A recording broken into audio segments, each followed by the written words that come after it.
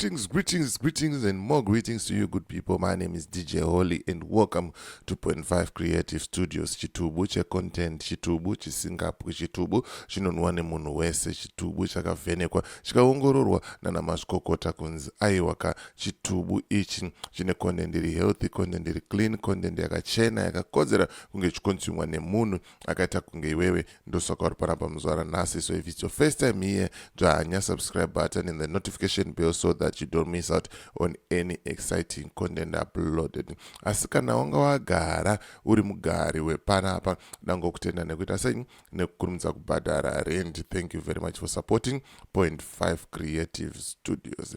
Right, nyaya yandiri kufamba nayo zvamanje inyaya yemawovhets. Mawovhets ajamuka zvekutodaro, ari kutaura kuti hava munangagwa nga vatosiya basa kana nhasi, kana kuti vari kuholiday ikoko vongogarira zvavo ikoko, zvinhu zvichiri zvakanaka, tisazoite zvimwe zviya pari kupisa. Ndo nyaya yandiri kumhanya nayo zvamanje. Ndine vhidhiyo yandoda kuti ndikuratidzei muzvionere mega, vachitaura kuti takarwa rwondo tese tichiita kuti vana veZimbabwe vasununguke. But iwewe kana wakusununguka nemhuri yako neshamwari dzako dzauri kuba nadzo mari yenyika, uri kuedza kuita sei? Mawani zvekutodaro handiti. Right, semazuva ese munoziva kuti tisati ndapinda munyaya yangu, ndinoti kana une bhizimusi raunoda kushambadzirwa, ndibate. Namba dzangu ndo dziri kubuda pasi apo. Kana une nyaya yaunayo yaunenge uchida kuti ndifambire, ndibate futi pasame number ipapo. Toita sei tofambira nyaya dzacho handitika. Right, panapa ndine mashoko ari kubva kuna Owen ari kutaura iye izvoni kuti hanzi kuvhura kambani nekurejista kambani muSouth Africa zvanyore, hazvichanetse, zvakungoitika nyore. Chinongodiwa chete ipasipoti yako. Saka bata Owen panamba dziri kubuda paskrini idzo, womutaurira kuti ndabva nekuna DJ Holly, ndoda kuti undibatsire zvinhu zvangu zviite sei zviendewo kumberi, ndipindewo mustaira, ndikwanise kusevhawo mari yangu ichigara mubhengi pasina kutyira kuti hanzi dhora rinodona kana kuti zigi kana kuti chii. Aiwa, unenge uri 100% covered, 100% safe handiti. And then gwenzi rePhytomed richiripo, harisi kupera zvekumhanya, riripo. Saka kana uri kuZimbabwe bata namba dzakanzi +263 dzo, wotaura nemusikana anonzi Nyari. Kana uri kuSouth Africa wobata namba dzakanzi +27, wobata musikana anonzi Koni. Ukaita musoro, ukaita musana, ukaita mudumbu, ukaita chipi chirwere zvacho, gwenzi iroro rinoshanda, uyezve rinokuitira sei, rinokuitira basa sebasa handitika. Right, rega ndipinde muinterview iri paHeart and Soul. This interview kune vasina kuiona, you can go and check out the full interview paHeart and Soul TV. Ini ndangouya sorry. I am blessed. Ini ndangouya nekapisi kadiki kekuti tingoratidzana, tongokurukura tichiita sei tichionesana handitika. I mean, not chiri kuitika, but let me just fix you here quickly.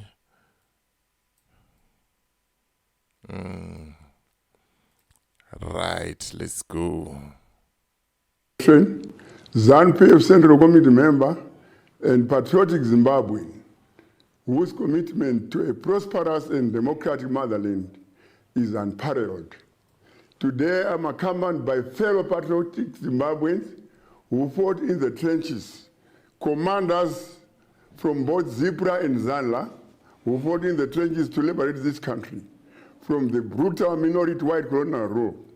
These comrades are well-known fighters from both ZANLA and ZIPRA, as I've said. We fought in the second Chimurenga with the hope of bringing economic emancipation, freedom, and justice to our fellow brothers and sisters and future generations. Sadly, these values and aspirations, which we carried as we fought during the war, continue to evade us 44 years after independence.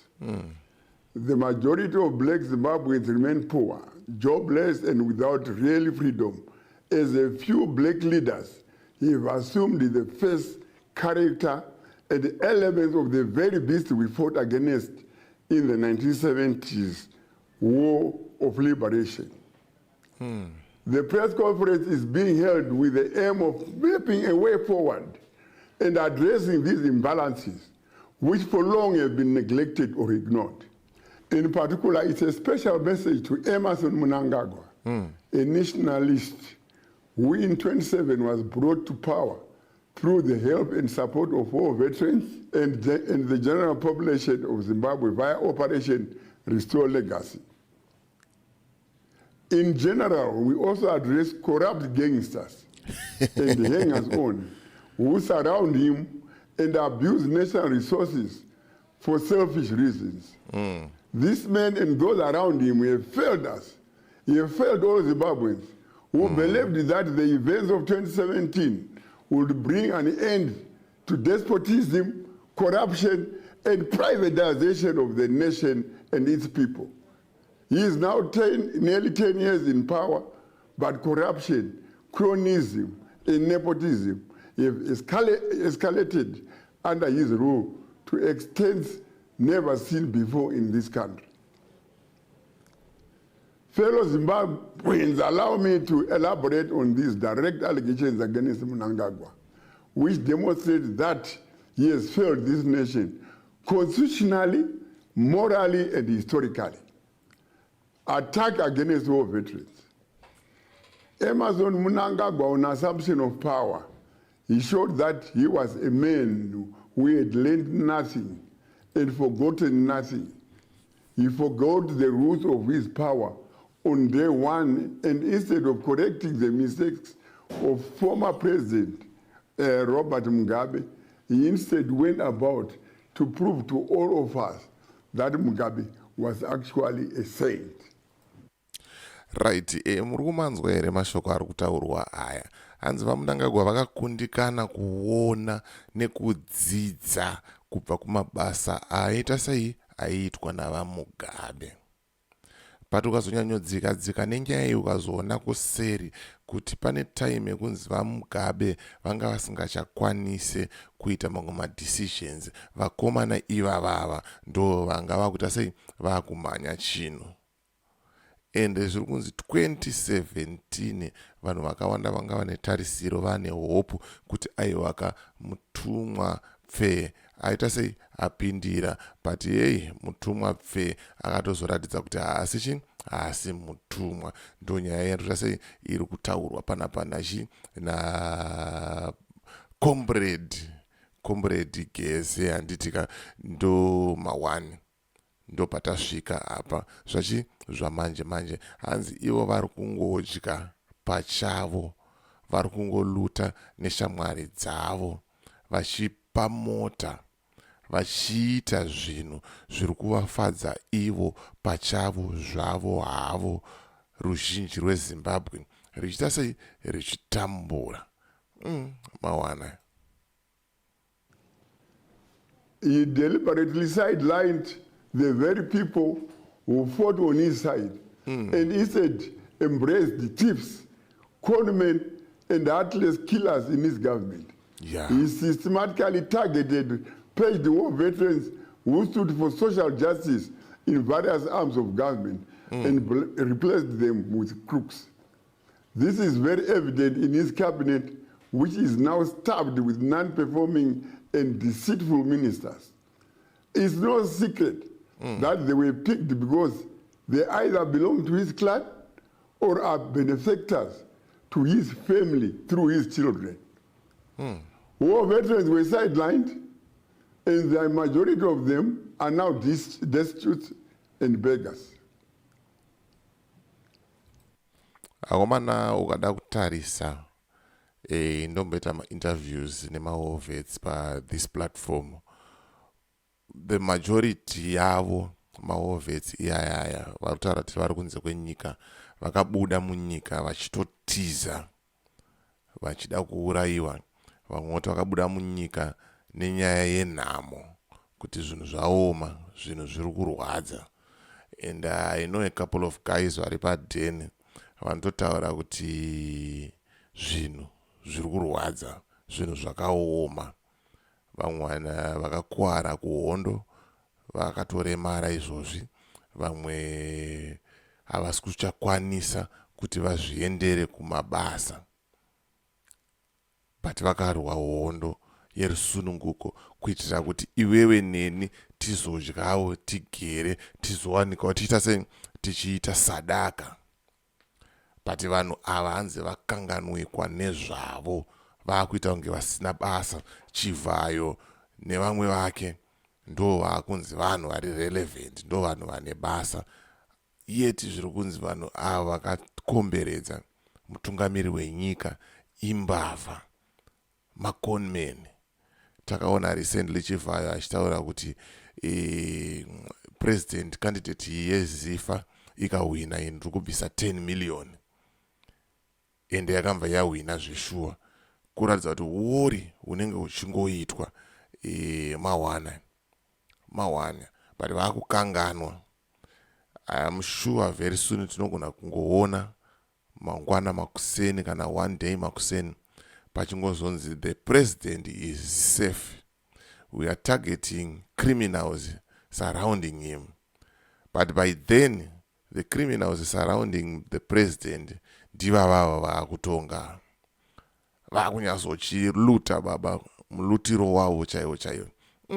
Pakashata, rega tinzwe pamberi kuti zviri kunzi chiya.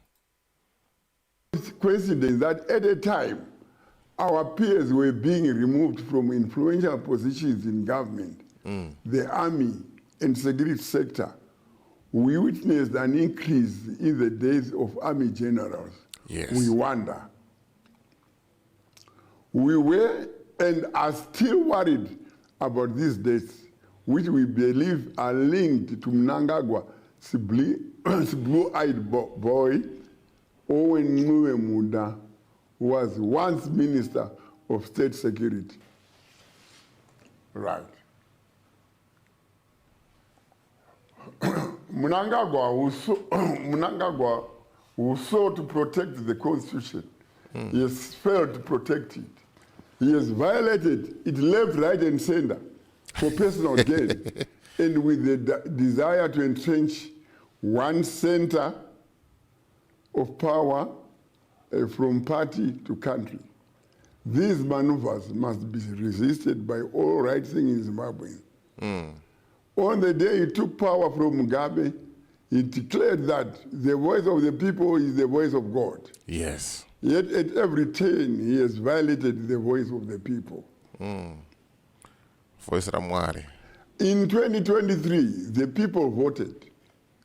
Yet after their vote, he disregarded their voice and teamed up with that charlatan called Sengezo Shabangu to recall legitimate representatives of the people to replace them with his own stooges. This must be stopped. We know that the Speaker of the House of Assembly, Jacob Mtenda, supported this constitutional violation because he had been promised the vice presidency. Right? Like Mugabe, this guy wants to hold on to power beyond his term limits, then pass it to his children, as if Zimbabwe is his fiefdom. Let's take note that he has already made his children the de facto leaders of this country, appointing the ministers to strategic boards. In a nation of 16 million, how is it possible that only the Mnangagwas have the capacity to lead in almost all strategic pillars of the economy? No, this can't be right. Some youngers only have now started to push an agenda to illegally extend his term to 2030. And instead of dealing with this mischief, which has the capacity of throwing our country into disquiet, he has pretended as if this agenda is outside his interest. right. Ipapo chiri kutaurwa chokwadi ichocho. Tine mavidheos atakaona mukuru achitaura iye pachazvake mbune achitaura kuti inini I'm only going to save my 2 terms. Ndikapedza ndichaenda ndonorima, ndichaenda ndonopfuya mbudzi, ndonopfuya mombe dzangu kupurazi. Vakataura kuti ndichange ndakanozorora. But pakazouya 2030 achange aripo, haana kukwanisa kutsura vanhu vake kuti akomana, inini musandidaro, ini ndasiyana naMugabe, ndoda kungorova dzangu 2 matema angu, ndochimhanya, ndapedza kuchimhanya, ndoita sei, ndopasawo chimuti kune umwe munhu ochimhanya. Mukuru akamba anyarara, kuita kunge asiri kuona, kuita kunge asiri kunzwa, kuita kunge asiri kuziva, yet iye ari kutoziva kuti kazheti kakatorongwa, kazheti kavakatoronga, kavari kuita sei, kavari kumhanya nako. Pakashata baba, pakashata. To remind those behind this move that we are not fools. Yeah. And they must not see us as such. How do you claim not to be involved when your ministers appointed under your hand issue official statements in support of this illegal and treacherous 2030 agenda? We as war veterans are against this 2030 agenda. We can't disrespect the voice of 90% of those who voted yes towards term limits. No, we can't allow that. We are also concerned that since assuming power, Mnangagwa is neglected civil servants who are now earning slave wages. Our men and women in uniform have lost their dignity, even in the eyes of the public, due to state poverty. Government shells money collected from taxpayers to corrupt tender entrepreneurs. Lecturers at our universities are now being paid like gardeners, despite their high qualifications. Surely, this is not what we fought for. This is not the Zimbabwe we envisioned when we took up arms. We understand that Mnangagwa does not feel the pain of all veterans because he's not one himself. He was invited to the struggle by his in-laws after staying in Zambia for nearly 11 years following his release from prison. He is a beneficiary of nepotism. Saka 11 years dzese dzaigara idzi ari kuofiswa tubujena anga asikazi kuti hondo iri kurohwa kupi. It is clear to us that Mnangagwa is failed. He is not fit to run this country, and his time to go is now. We ask him to go peacefully. If he refuses to take heed of this advice, we have no option but to ask the people of Zimbabwe to deal with a rogue president in line with the constitution. Ndava kuitira right, mazvinzwa kuti hanzi Mnangagwa is to go now. Hanzi kana tanogona kungogarira zvake ikoko kuhoride kuzororo zvongopera zvakaita sei zvakadaro. Ndonyaya yanga ndichifamba nayo. Hamenoti unoti chii nenyaya iyi. I think I need to invite 1 or 2 war vets timbokurukura kuti kasikazheti here kari kuitwa naMnangagwa aka. Because one thing that I know, ZANU-PF can never be trusted, and they will try their level best to create tuma conflicts zvakadaro, but zvinogona zviri zvechokwadi, zvinogona zviri zvekunyepa. Saka ndimbodedza maovhets 1 or 2 timbokurukura kuti zviri kufamba sei pamwe mumagrupu avo emaWhatsApp ayo avanenge vachikurukura, vane plan, vane maonero avo, uyezve ndichazodzoka futi ndine mareactions ema-voice notes andinawo andoda kukunzwisai kuti vanhu vari kuti chii pamusoro penyaya iyoyi. Handitika iwo kana une contribution yaunayo yauda kuisa pamusoro penyaya iyi, sununguka kuisa contribution yako, tonzwa kuti unoti chiiwo, unofunga kuti chii. Handitika. So as for me, DJ Holly and the rest of the crew behind the scenes, it's bye for now. Ngatisangane muvideo rinotera.